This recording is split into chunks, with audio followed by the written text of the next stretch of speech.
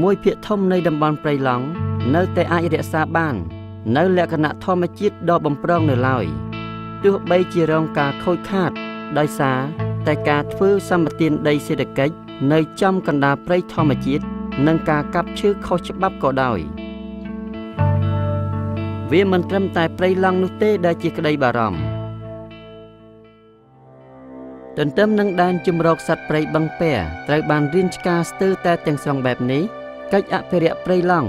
និងព្រៃឈើនៅទូទាំងប្រទេសកម្ពុជារឹតតែមានសារៈសំខាន់ទៅទៀតសម្រាប់សន្តិសុខទាំងទឹកក្រោមដីនិងទឹកលើដី